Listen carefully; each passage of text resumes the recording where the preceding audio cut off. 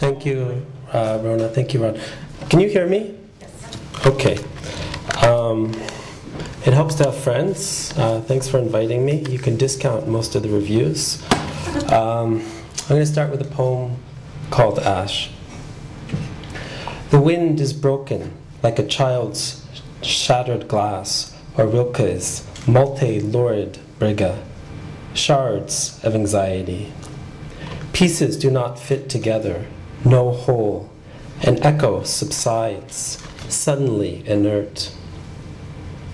When we begin, do we fail, or do we still, in the night, the beat of another, the rustle of twig or stem, or bowl cracked in rattled light?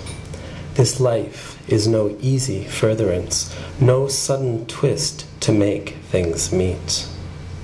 The hand that you hold is yours on loan, only yours for a second to fathom the distance that separates you from yourself, from the flashes of stars called night. The poems I'm going to read today come from, as Rona said many times, my book called Radius of Light, and it deals with chaos theory, interdependence, the environment, and how both personal and environmental balance are connected. The poems are a few years old, and it's a pleasure to be here in Ottawa. I'm originally from Ottawa, so I'm going to read a long poem, and it is about psychic disintegration. There are two speakers who sometimes merge into one, and it starts with an epigraph by Theodore Roethke. Love in the time of dioxin. This urge, wrestle, resurrection of dry sticks, cut stems struggling to put down feet. What saint strained so much, rose on such lopped limbs to a new life? Lines. So it is true, we knew each other, but forgot names. Even in the best of company, this happens daily. Torn fingernails, cuts in wood, on thighs, coated with laughter, phantoms. We were at the center, a surface with scratches and 2 points leading away. We could have been looking from the zenith onto dotted valleys. We were flies gathered in clumps on the broken window, peering out from shuttered casings. Blow of hammers. This is in fact a real reference. There was a woman who had physical hallucinations of hammers hitting her, and each time she hallucinated the hammer, she felt it. You, with your visions, hammers, dark blows hitting skin. Your bones withstand steel. Your face contorts. You pour salt around the pentagram. To hear your rhythmic heart beating, suicide pacts. There is no comfort. Relief is a word, and the blows leave marks. Malignancy in the bruises. Wormwood. This plum in my hand is so ripe. It reminds me of yesterday. There were bruises, arguments, cracks on the ceiling. We are now bent over with monoliths on our backs. The bough carries our marks carved into flesh and wood, reminders of the trail without bread or salves. Descent.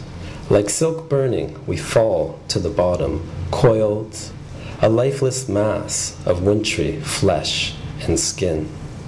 With the banging overhead, we hear no answers, deposit no hopes in the doorway. Now we look through red eyes into splintered sun. It is getting late, a cord around our feet, heads bowed down with weight. Come morning, we collect our charnel grief and look through open windows.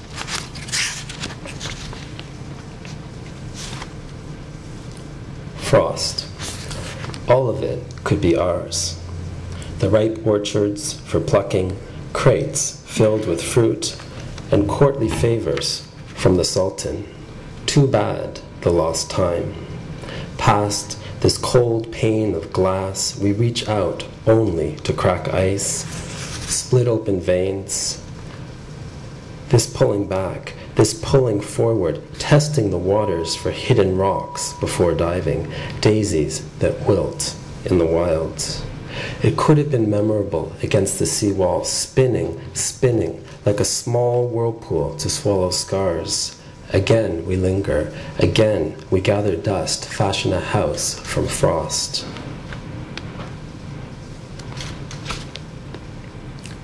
Right ventricle, garden. But still I hear your name from the wet pull of waves. We look up at days, trace the marks on our faces, cast a wish into fire, watch ash turn into life, the center of the garden. We throw up our arms, walk down the trail of resurrection roses. We plant seeds and water them.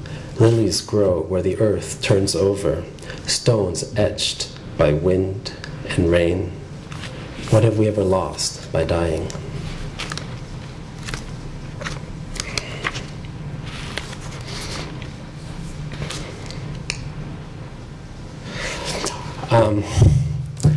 A lot of the poems that I'm reading tonight have similar titles, and it's somehow kind of coincidence. Like, that was Love in the Time of Dioxin, the next poem is Love in the Time of Dioxin 2. There's going to be a little bit of a pattern that way, but that's not actually what's happening in the book so much. It just is what's happening here.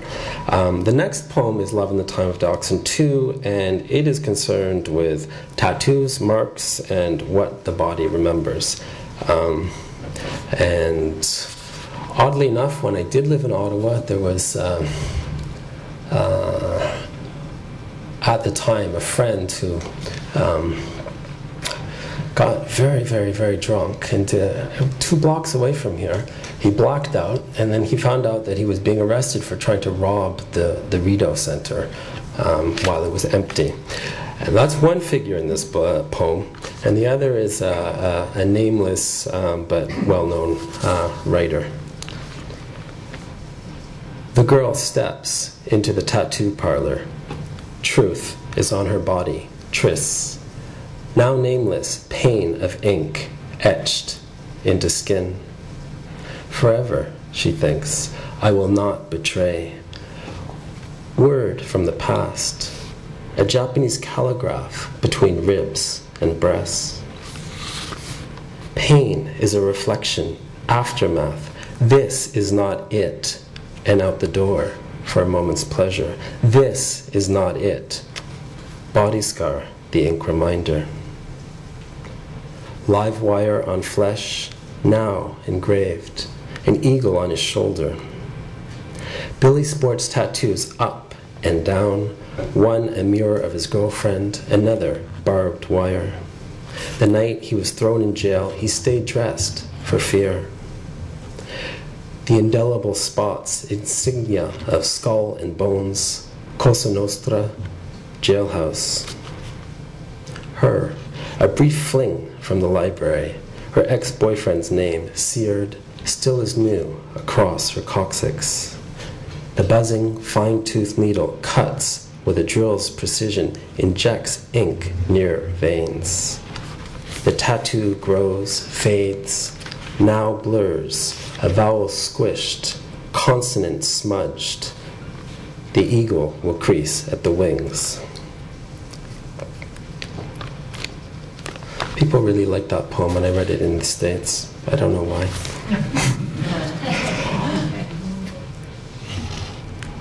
The next piece is called Desire.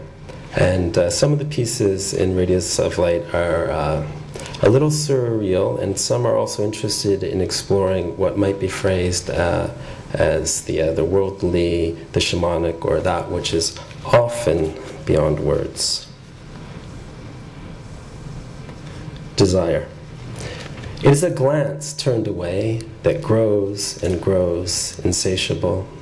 A man stops by the seashore, calm, bends to look at splintered shells, gathers skeletons of fish littered on an island of salt. Death bodies, dream dodgers sailed to an icy land away from heat that splits. Time will tell a clock from a vase, hands that curve upwards, lighting like flints.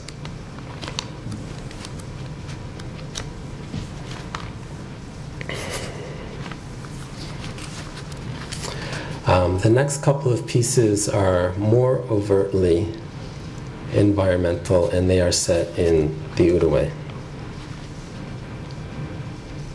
Gatineau Hills. We drive past farmhouses, knotted hills with green spires. I know we've passed the open window. You say, come quick, and I race, knowing day fades fast, black clouds engulf. The road's curves held onto, the car stalls, river air rises, and we wait, hungry, bones chilled. Past the Outaouais Bridge, we carry ourselves in black tides, the mismanagement of lives, finished friendships, cuts left open, green hills removed. No, it couldn't wait, and I look back. Parking tickets, tenements, rat race first. Take the long way, you say.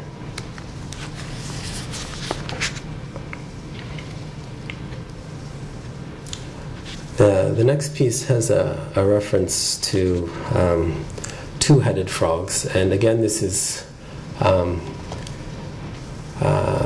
true. I read an article that in Ontario hermaphroditic and two-headed frogs were found growing beside nuclear reactors, and so that became an image in this piece. Boreal. We look out onto lakes, thrushes, bulrushes, and small perch that glide on mirrored light.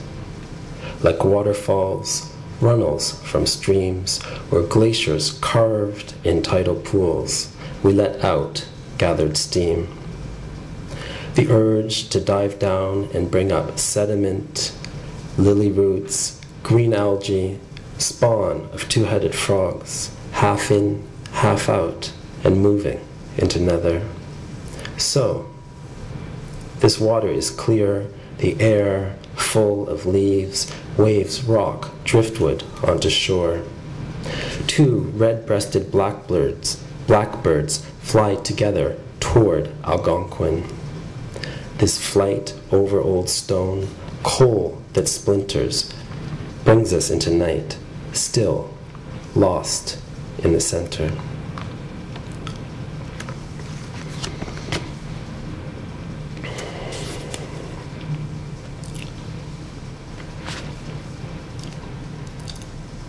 This one is slightly more surreal in feel.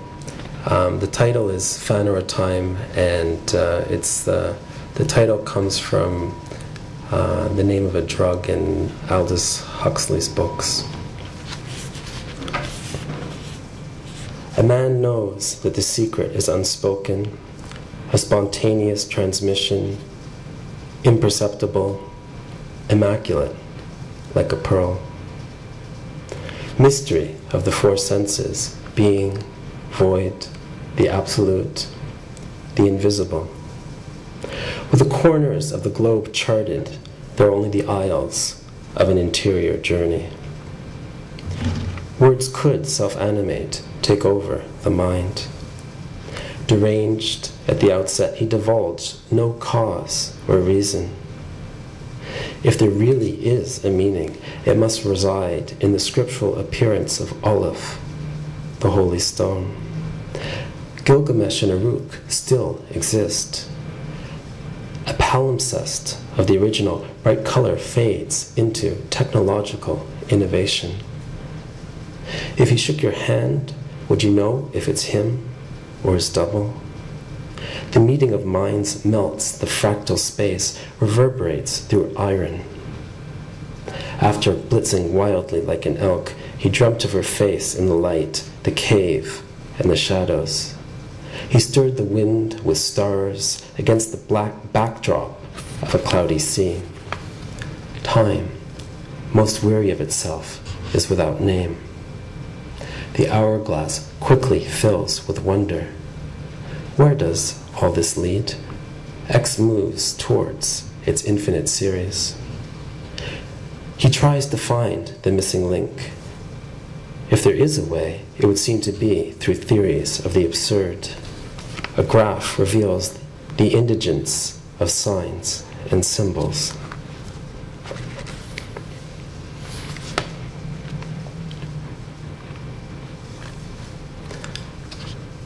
New dawn. Dawn rose, white, blue, yellow, unheard, untouched. Light ripples on pine needles, jackrabbits across snow. From the island lookout, hidden tricksters, crows. Renaissance music plays and the gyre turns west to east, up to down, above each of us here, in Israel, in Russia, in Pakistan. The sun shrinks to human measure, our failed grasp. Part 2. Child, why is the stone carved with silence? The sea, hot blue, orange, violet, indigo. This prison, this spectrum, a multitude, time ripples. I wait for your light, it is the body on this page. How do we read this covered ground, specter of dust and bright powder? I watch your feet grind, gray crusted tracks in the snow.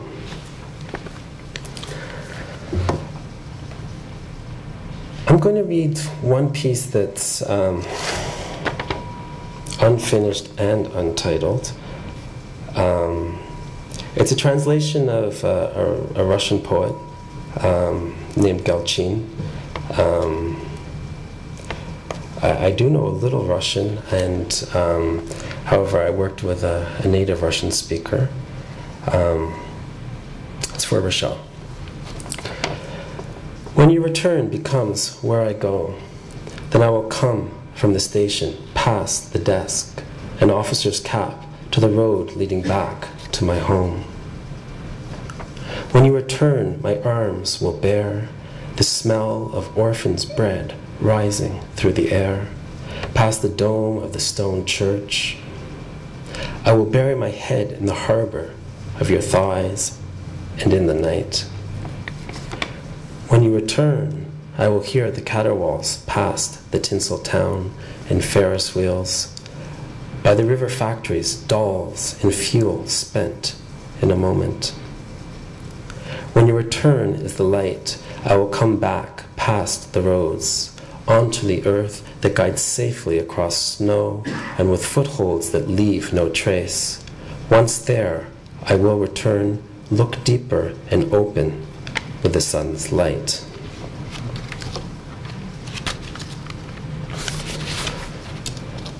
I was told to read for 20 or 25 minutes.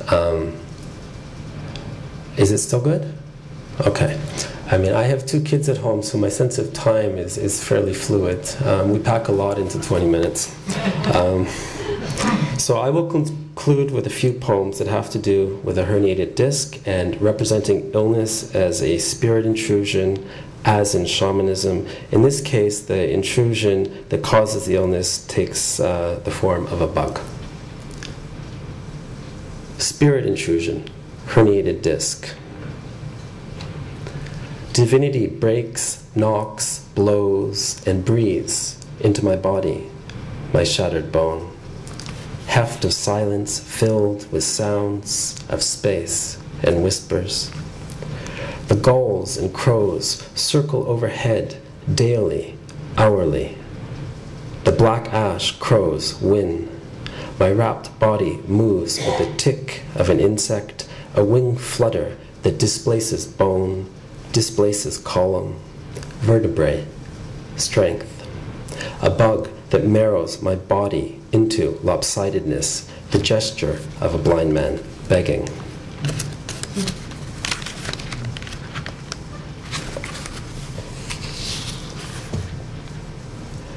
next piece, as I said, follows the pattern. It is Spirit Intrusion 2. And in this poem, the intrusion is viewed as lodged sounds. Though words devour themselves like moths that glean no wisdom, though bone can crack and heal without losing its position, though the iron twang of consonants can trigger beneath the marrow a primordial turn, the brain hears only what it wants to hear. Bone fragment, a word lost in the Malay. Bone house, a word rediscovered. Fragments fuse and slowly become whole. The body absorbs bone, marrow, slivers, and realigns into new positions, shapeshifter. Strength of armature, form, meter, the clash and grind of k, d, t, stuck in the protrusion. The last poem I'm going to read is called Bone Lodge, and I would just like to thank the tree reading organizers Rona and Rod for inviting me and for what is a very lovely series. This bug tick is a flicker of pain. On my back, feet crossed to lighten the harsh grind of nerve pulse. Wish. To hike over a mountain or jump with radiating jolts gone, discs, tibia, clavicle in alignment, not 1 inch shorter or jutting from the column, nerve vision from the breathing spine, message cortex unraveled along the mind's path, black pressure, wings spread out, wings tucked in as the nerve jounces. Thank you.